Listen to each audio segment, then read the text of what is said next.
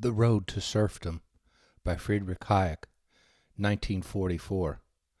Excerpts read by Jim Kelly. Chapter 2. The Great Utopia. That socialism has displaced liberalism as the doctrine held by the great majority of progressives does not simply mean that people had forgotten the warnings of the great liberal thinkers of the past about the consequences of collectivism. It has happened because they were persuaded of the very opposite of what these men had predicted.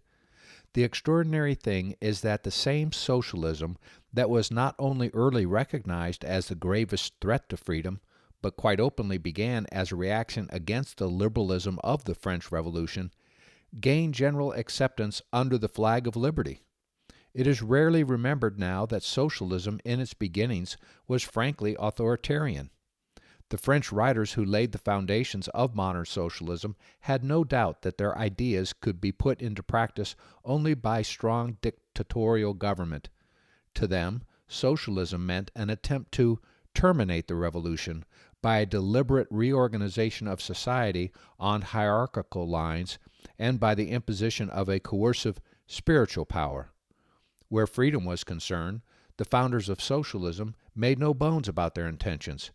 Freedom of thought they regarded as the root evil of 19th century society, and the first of modern planners, Saint-Simon, even predicted that those who did not obey his proposed planning boards would be treated as cattle.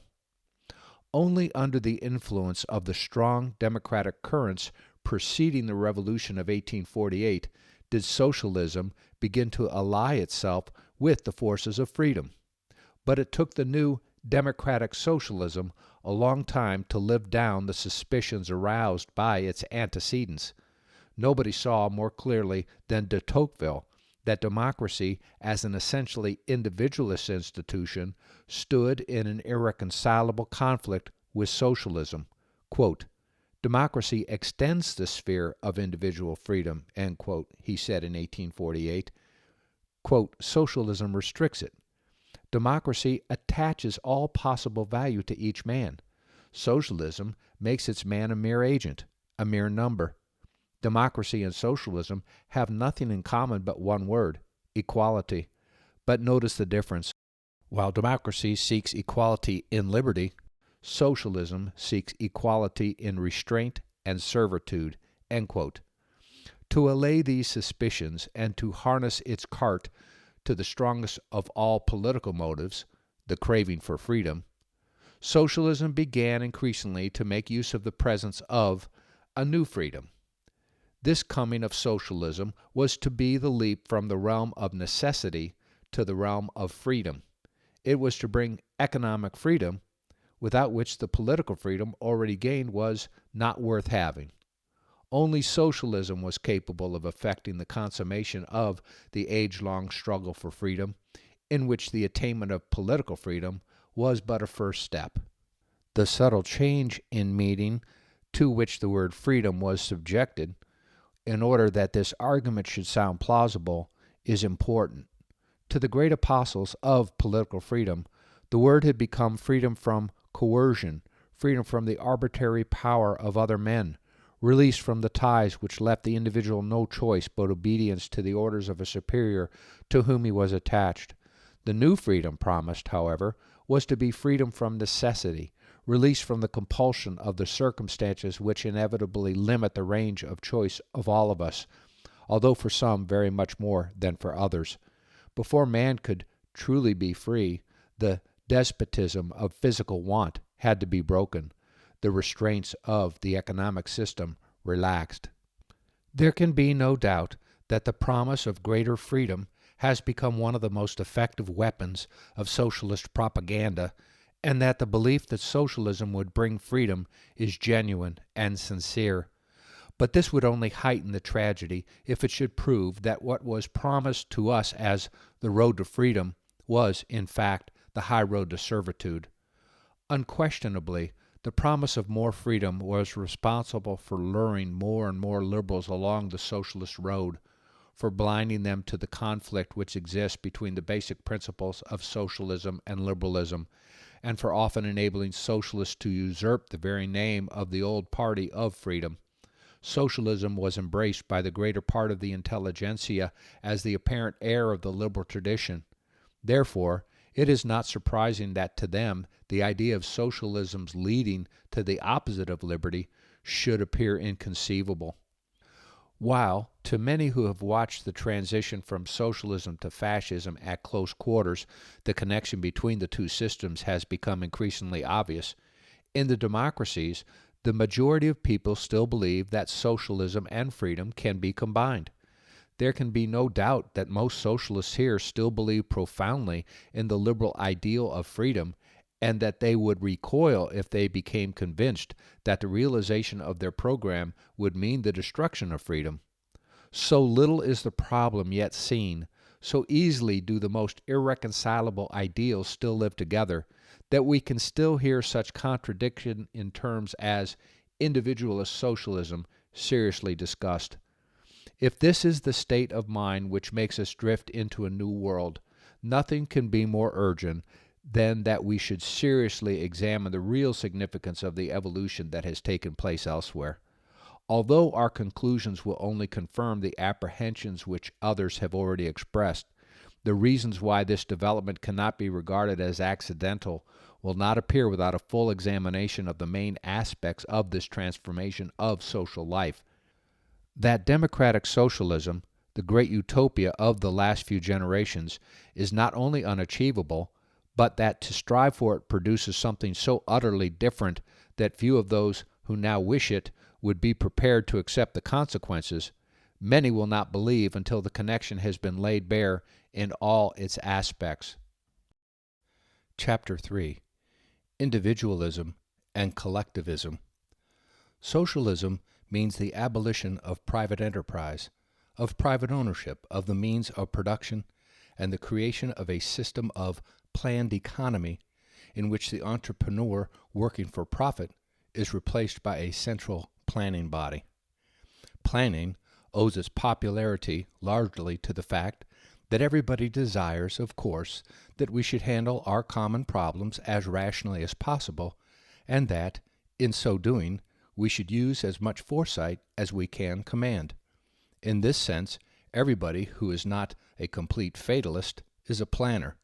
Every political act is, or ought to be, an act of planning, and there can be difference only between good and bad, between wise and foresighted, and foolish and short-sighted planning. An economist, whose whole task is the study of how men actually do, and how they might plan their affairs, is the last person who could object to planning in this general sense. But it is not in this sense that our enthusiasts for a planned society now employ this term, nor merely in this sense that we must plan if we want the distribution of income or wealth to conform to some particular standard. According to the modern planners, and for their purposes, it is not sufficient to design the most rational permanent framework within which the various activities would be conducted by different persons according to individual plans. This liberal plan, according to them, is no plan, and it is, indeed, not a plan designed to satisfy particular views about who should have what. What our planners demand is a central direction of all economic activity according to a single plan, laying down how the resources of society should be consciously directed to serve particular ends in a definite way. The dispute between the modern planners and their opponents is, therefore, not a dispute on whether we ought to choose intelligently between the various possible organizations of society.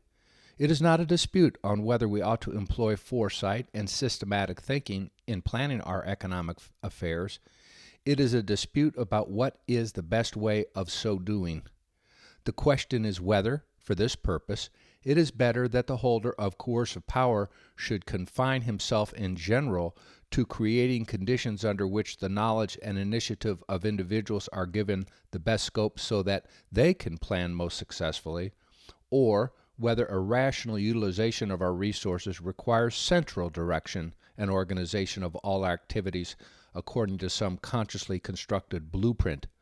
The socialists of all parties have appropriated the term planning for planning of the latter type, and it is now generally accepted in this sense. But though this is meant to suggest that this is the only rational way of handling our affairs, it does not, of course, prove this. It remains the point on which the planners and liberals disagree. It is important not to confuse opposition against this kind of planning with a dogmatic, laissez-faire attitude. The liberal argument is in favor of making the best possible use of the forces of competition as a means of coordinating human efforts, not an argument for leaving things just as they are.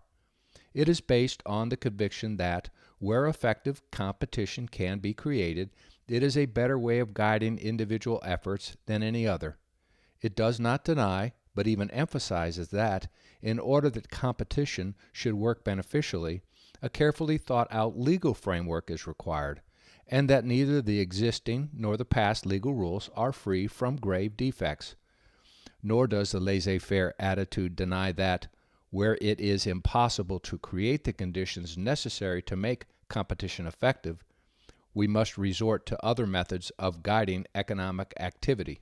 Economic liberalism is opposed, however, to competitions being supplanted by inferior methods of coordinating individual efforts, and it regards competition as superior, not only because it is in most circumstances the most efficient method known, but, even more, because it is the only method by which our activities can be adjusted to each other without coercive or arbitrary intervention of authority.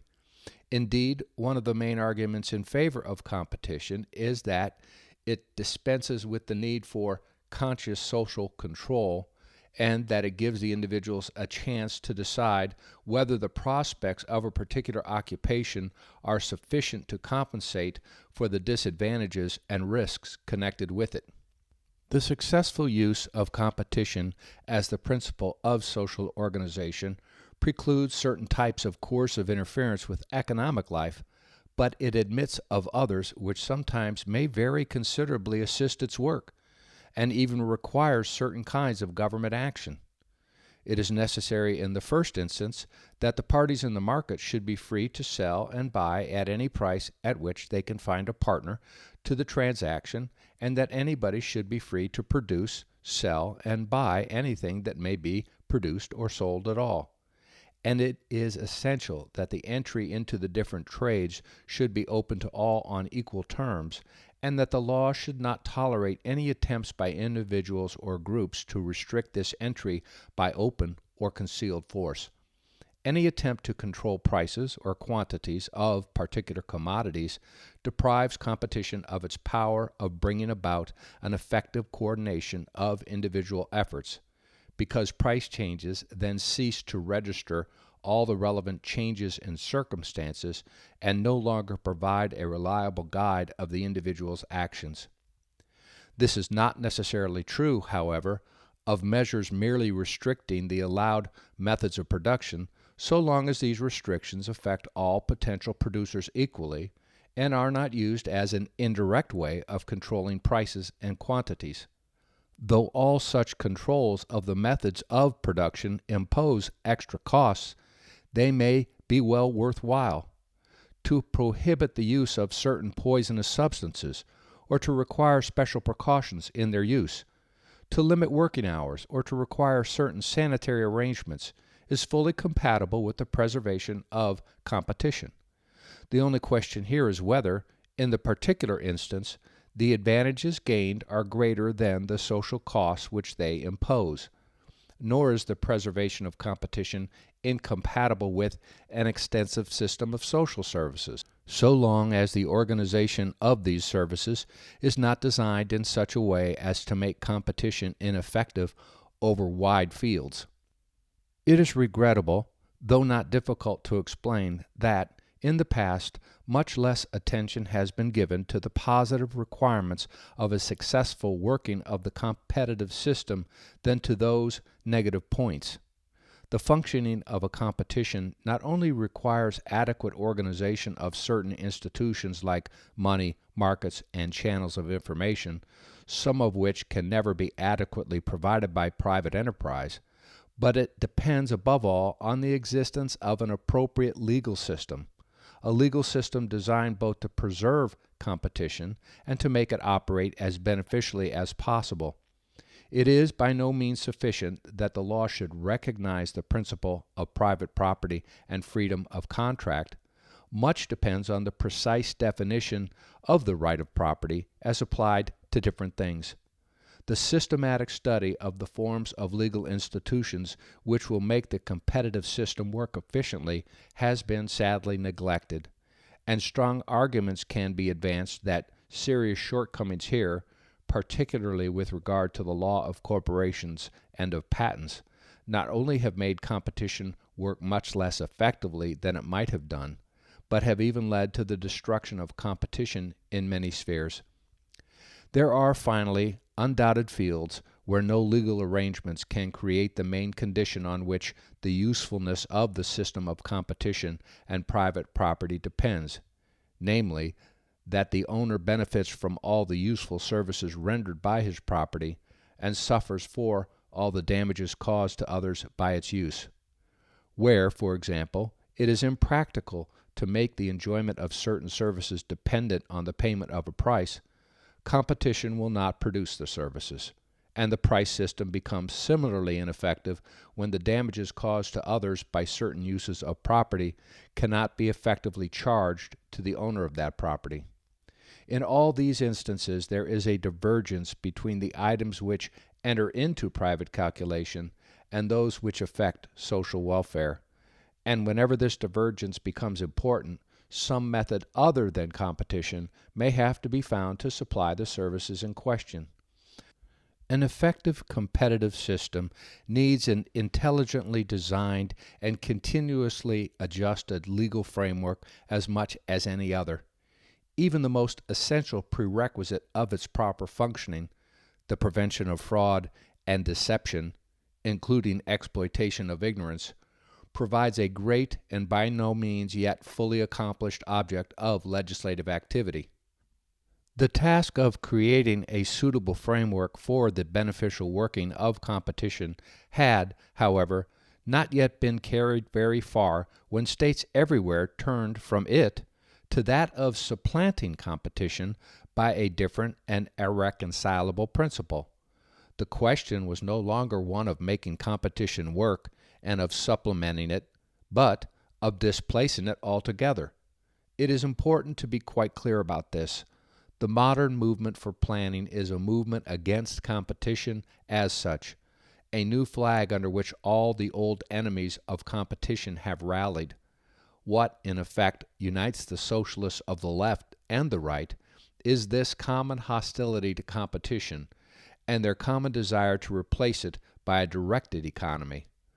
Though the terms capitalism and socialism are still generally used to describe the past and the future forms of society, they conceal, rather than elucidate, the nature of the transition through which we are passing.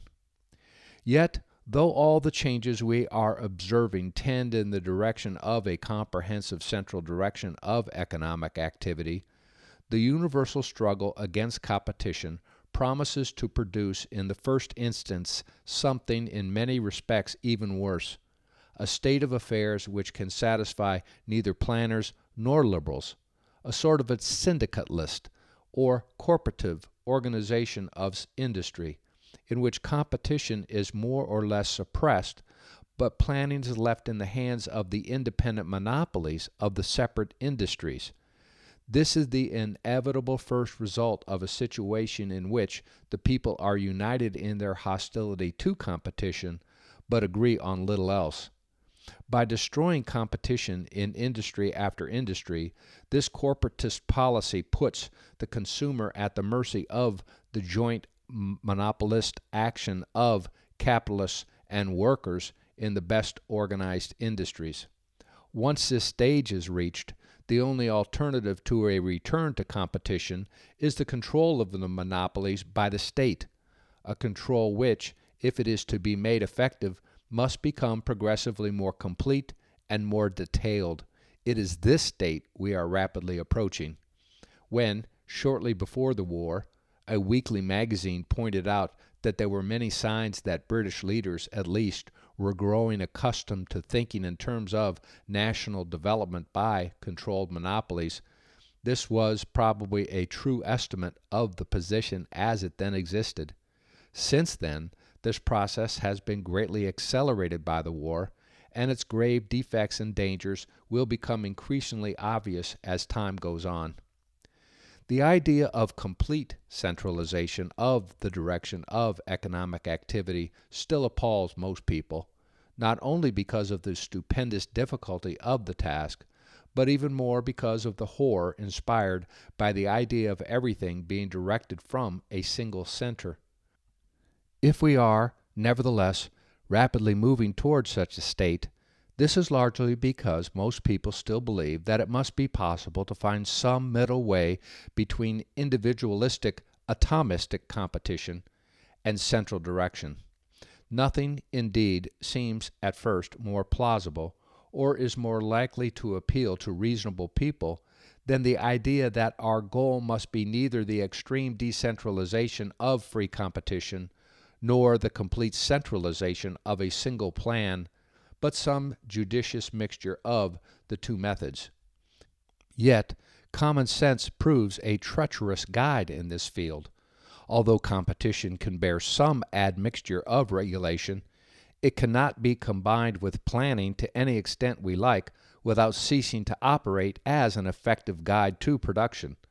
Nor is planning a medicine which, taken in small doses, can produce the effects for which one might hope from its thoroughgoing application. Both competition and central direction become poor and inefficient tools if they are incomplete. They are alternative principles used to solve the same problem, and a mixture of the two means that neither will really work, and that the result will be worse than if either system had been consistently relied upon. Or, to express it differently, planning and competition can be combined only by planning for competition, but not by planning against competition. It is of the utmost importance to the argument of this book for the reader to keep in mind that the planning against which all our criticism is directed is solely the planning against competition, the planning which is to be substituted for competition. This is the more important as we cannot, within the scope of this book, enter into a discussion of the very necessary planning which is required to make competition as effective and beneficial as possible. But, as in current usage, planning has become almost synonymous with the former kind of planning. It will sometimes be inevitable, for the sake of brevity, to refer to it simply as planning, even though this means leaving to our opponents a very good word, meriting a better fate.